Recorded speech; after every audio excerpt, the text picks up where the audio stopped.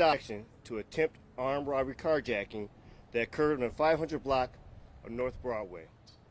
The vehicle also was wanted in a connection to earlier armed robbery carjacking that occurred in the day at the 500 block of North Jefferson Street. The pursuit ended when the driver of the vehicle moved into the construction lane on I-43 near West Vienna Avenue and was blocked by construction and cement truck. Several construction workers were working in space during the incident. MPD officers approached the vehicle, gave several commands to stop the vehicle, and commanded the suspects to get out of the vehicle. The suspect driver reversed the vehicle, striking a marked squad car. The suspect driver drove forward and then reversed the vehicle. An officer was located behind the vehicle at that time. At this time, another officer discharged his firearm into the vehicle, subsequently striking two suspects. A total of 6 suspects were in the vehicle. The suspect vehicle was determined to be a stolen auto, and a firearm was recovered from the vehicle.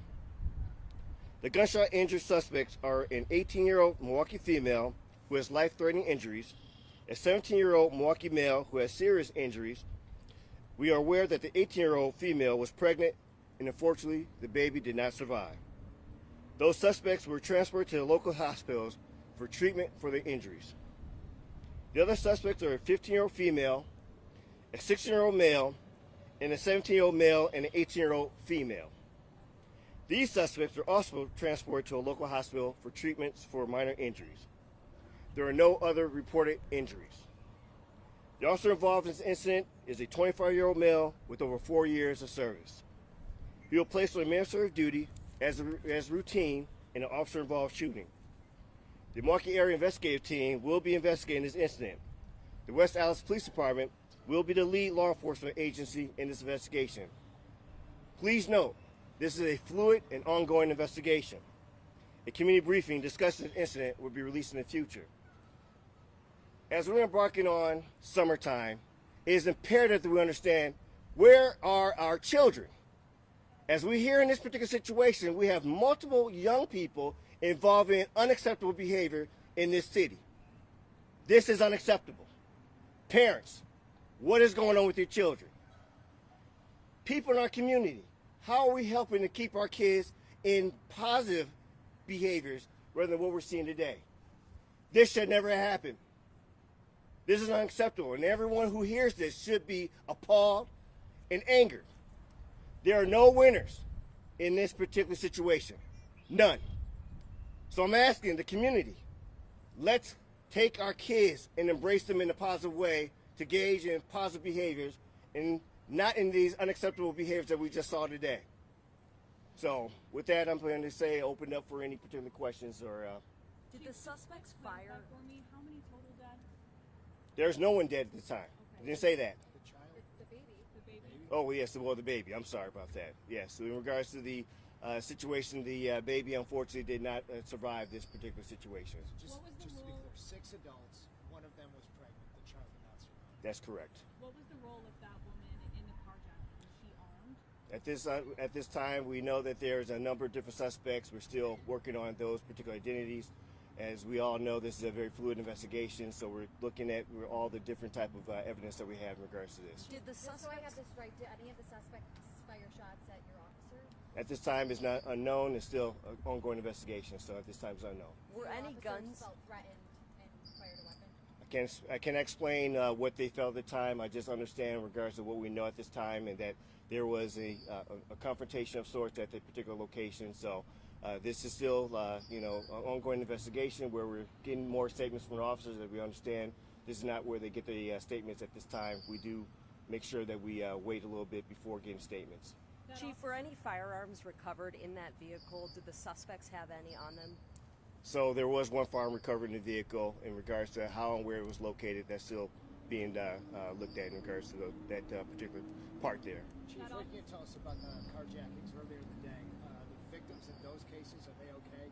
So at this time, I understand that they are okay, but physically, but we all know there's challenges in regards to anybody who's been mentally going through something like that. We do know that these are a couple of locations where we have identified, victims who are going to be able to help us, assist us in this investigation. So this is all connected in regards to that particular investigation, and that we're still trying to get all the evidence in regards to identifying the actual suspects that were involved in those particular two incidents that we talked about earlier. That officer that was behind the SUV when it backed up, was that officer injured at all? To our understanding, no at this time, but again, this is still early in the investigation. We're still dealing with the officers at this time.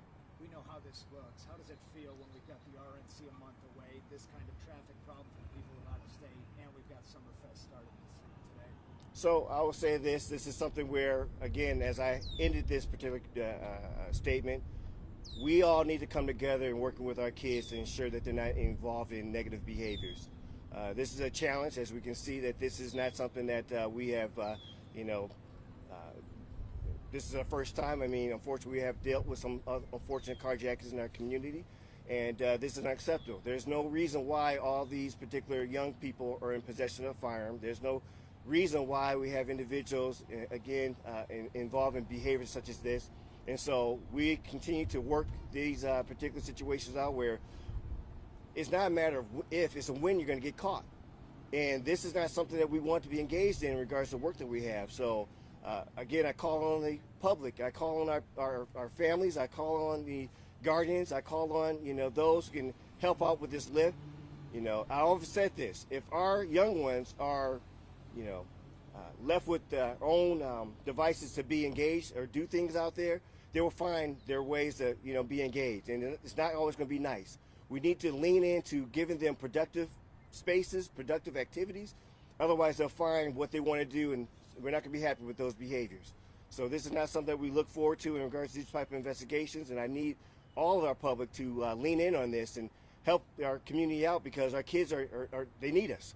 They're crying for us. Is there anything, we're early in the summer, we had that shooting last night at Washington Park. Is there anything you guys are going to do to, I know you're calling on the community, but is there any way you guys can get involved and get these youth the help that they probably need?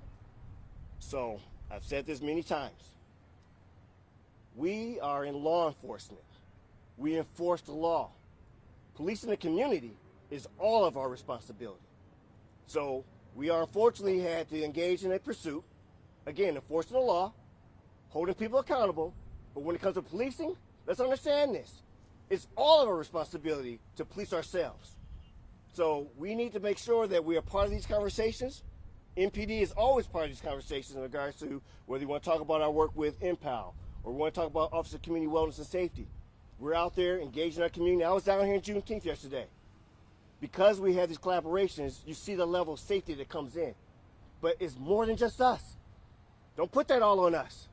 Understand, we're out there doing what we need to do. You can't have somebody brought to justice that didn't get caught by the police. The men and women of the Milwaukee Police Department work 365 days a year, 24 hours a day, holidays included, to impact public safety in our community. I know it's a matter of protocol, really quickly, that you review body worn camera video of incidents like this.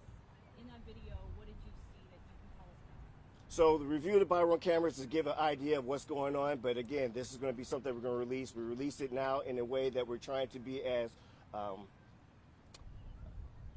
impactful for what you need to see for the not only body worn camera, but also we attach a link to have the raw data. Thank you. When is that video going to be released? So